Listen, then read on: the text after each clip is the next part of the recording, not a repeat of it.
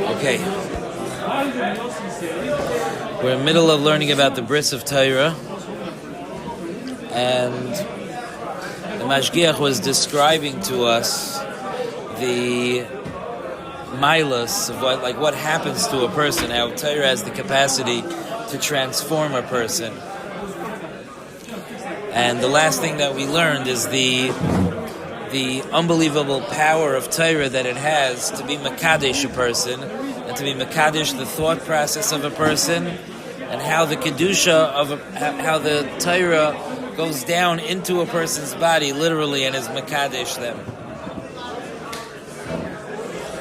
It's interesting that in order, it's brought down in the Sfarim, Chazal even, that in order to be zeichet to Torah, you have to kind of reject the pleasures of this world.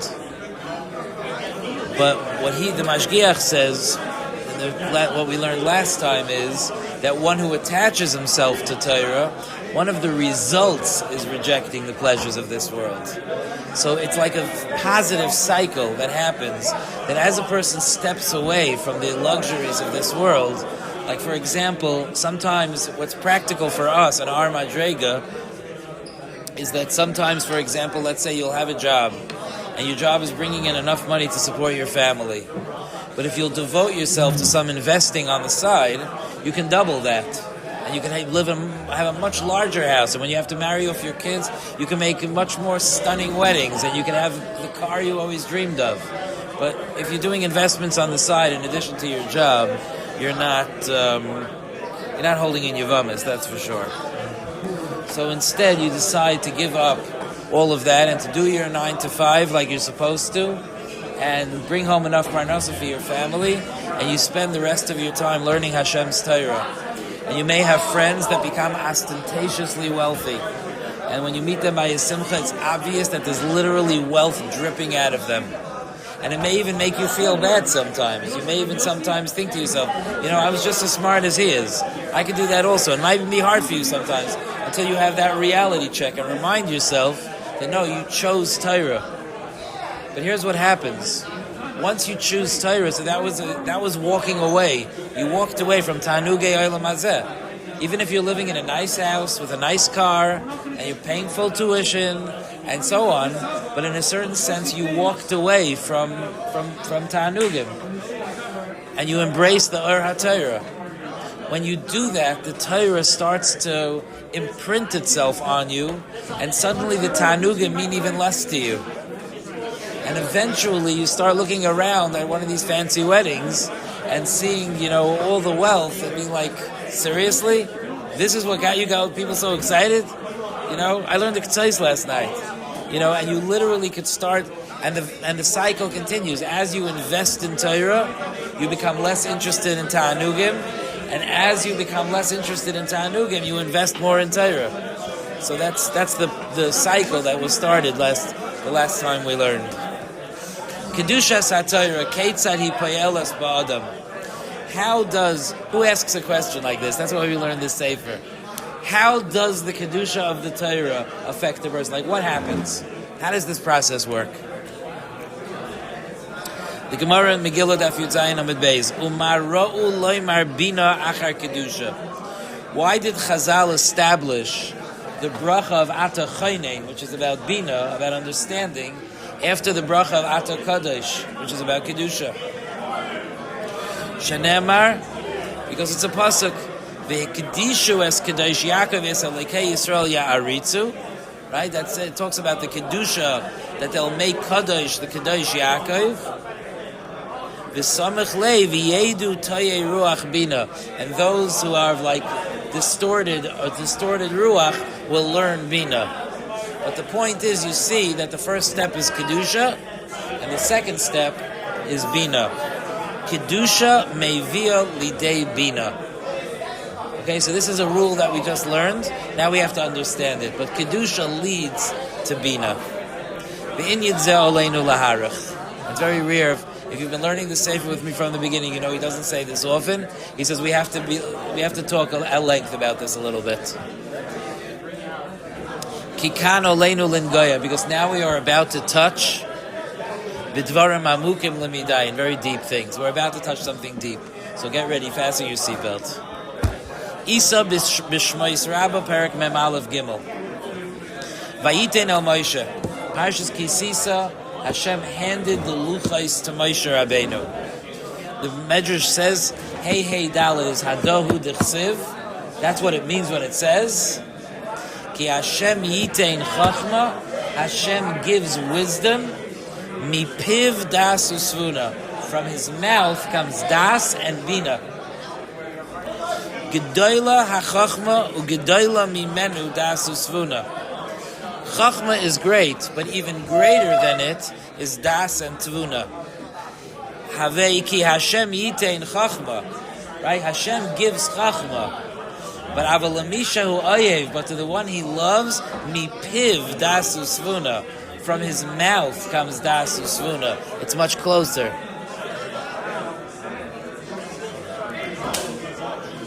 Rabbi Yochanan Rish Lakish, Chad min hayin Omar. One of them said, L'mahadavar doime l'melech. It's a mashal to a king.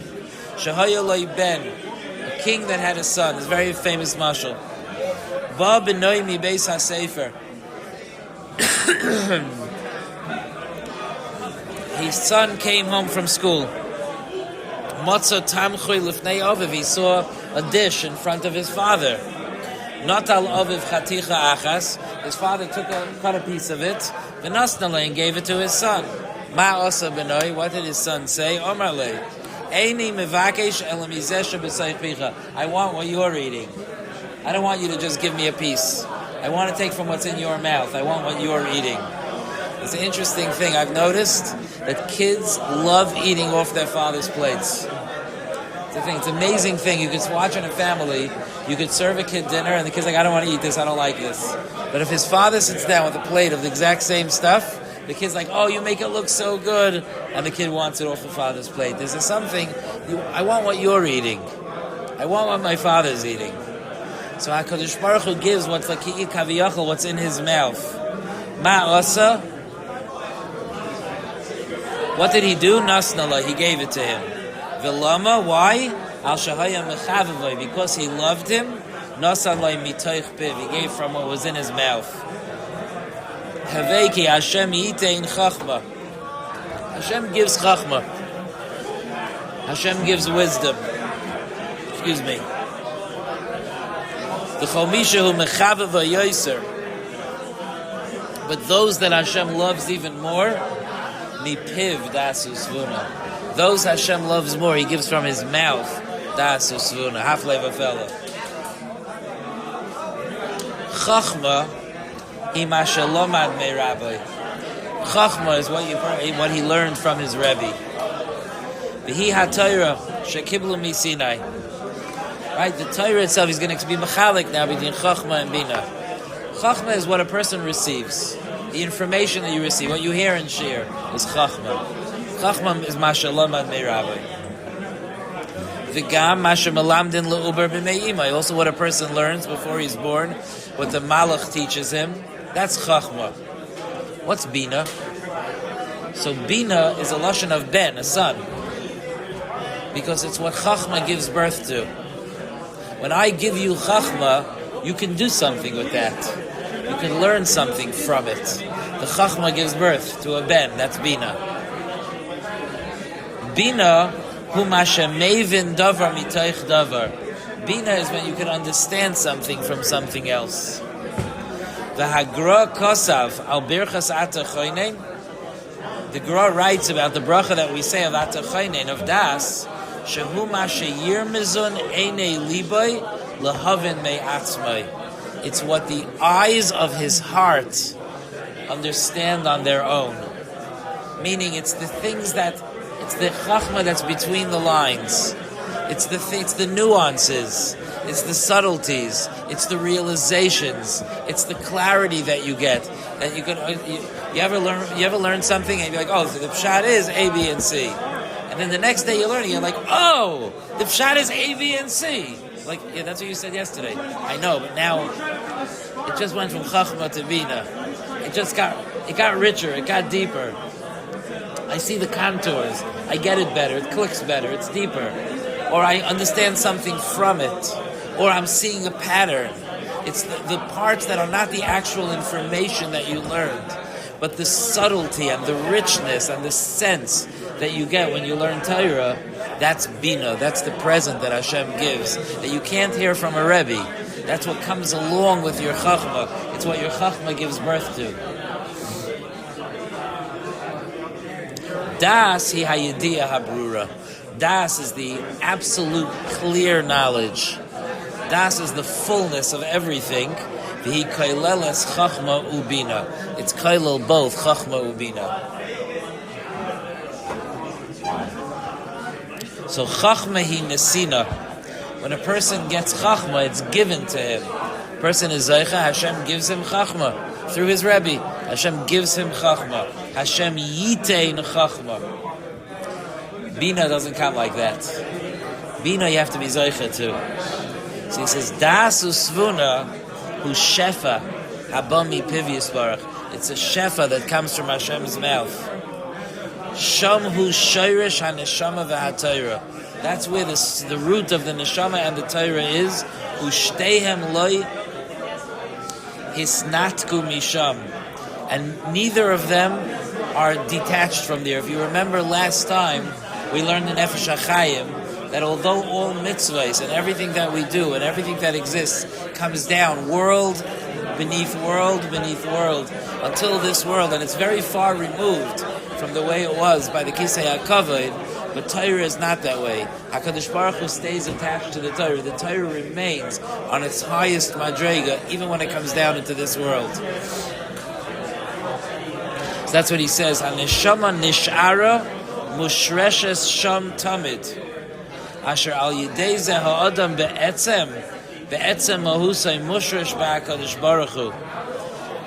Just like the Torah is always rooted in HaKadosh Baruch Hu, like we said the mashal about the father that says, I want to go with my daughter.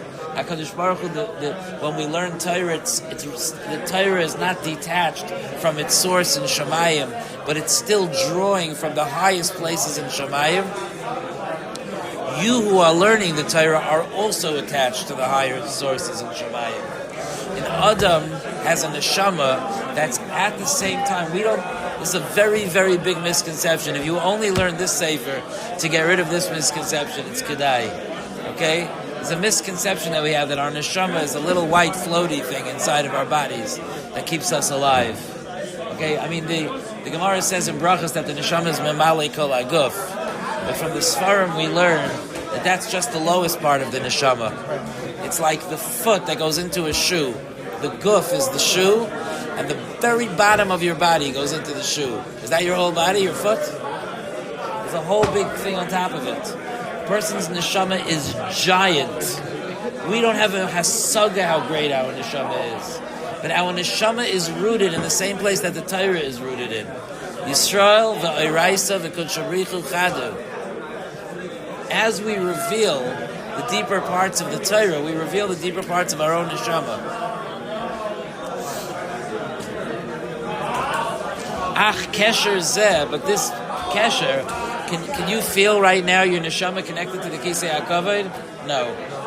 And as we tumble around in this very dark world, it's sometimes hard to even imagine that there's parts of our neshama that are holding on to the Kisei HaKavod. It's hard to imagine that. So he says this kesher is tamir v'ne'elam. It's hidden. Your root in Shemayim, it's hidden. You don't feel it. You don't feel connected. V'rak b'roiv kedusha, with tremendous kedusha v'avoda. If a person works hard over a lifetime to embrace kedusha and the service of Hashem, who yizke he could achieve l'shemetz mimenu, a little sense of it. And it's worth it. It's worth a whole life's work to taste that. A little sense, for a person to sense the kedusha of his neshama. HaTorah HaKedosha nitna lanu. The Torah was given to us. Moshe Rabbeinu olav hashalom hayrid oisa milamayla lamata. Moshe brought it down from above to below. Lilamda ulakaima, to teach it and to fulfill it. Ulam hadas v'hatvuna. But das and tvuna, as we explained, that nuanced understanding, nitna mitoich piv yisbarach, lemi she'omal ba b'kol koichai. You want to get tvuna? You want to get bina? You want to get more than just the information of Torah? You want more than just the words of Torah? You want the malay hachayim, the sense of Torah, the nuances of Torah? You want to be able to understand from what you're learning how to connect to other sugyas and other areas and your own life? You want to be able to do that? So he says that's for someone who works very hard with all of his energy. The niyya, and he becomes me'oihavav shel HaKadosh Baruch Hu. He becomes from those that HaKadosh Baruch Hu loves. Umagivayim hadvarim. How high are these words? Misha zaycha lazeh. Someone who's zaycha to this. Das. Think about these words. It's hard to even say. Das kainai yeshbai. He has the das of his Creator inside of him. And not only that, he's attached to his Creator, b'kesher chai, with a living connection, b'chayim chiyusay, while he's alive in this world. So look at the journey that we've gone on. Even though HaKadosh Baruch Hu put our neshama into a physical body, and even though we have a yetzer hara, and even though we live in a world that's so rachik from kedusha, but Hashem gave us a way to wake up those deeper parts of our neshama. And that's the Torah HaKadosha, which also is rooted in the highest parts of Shemayim. And if a yid applies themselves to learning Torah with all of their energy, and they work hard and they toil on this mission of understanding Torah, doors open up for them that they wouldn't believe. I don't know if you remember when we went on the retreat, for the Shabbos retreat, Rosh Hashiva was talking about this by the Q&A, how a person applies himself to learning. And he says it's like he was expressing then, and it's pretty obvious that he was talking about himself, but he was saying that it's shocking how much opens up for a person who really gives themselves over to learning Torah. Remember that? Like it's like he kept saying you'll be surprised. You'll be surprised how much opens up. But the Mashgiach here is saying it's not just about information. It's not just that you'll have tons of information. The Torah is not two-dimensional. It's not even three-dimensional. It's hundreds of dimensions. And the more a person applies themselves to Torah, the more they understand the nuances of Torah, the flavor of Torah, the sense of Torah, the ratzon of the Torah, what HaKadosh Baruch Hu wanted to give over. The Rav Hutner used to use this phrase sometimes, and sometimes there's a concept that he says that you have to talk about it, around it until you smell it. Like it's such a delicate concept that there aren't even words for it. You have to just talk around it until you're like, I think I see what you're trying to say. You can just sense it. That's Bina. That's not Chachma. That's the sense of Torah that people like Rav Hutner were Zaycha to. And that's what we have awaiting us if we apply ourselves and we try to learn as diligently as possible and try to make the moves that we need to make in order to apply ourselves with all of our energy to learn Torah. Yashikayach.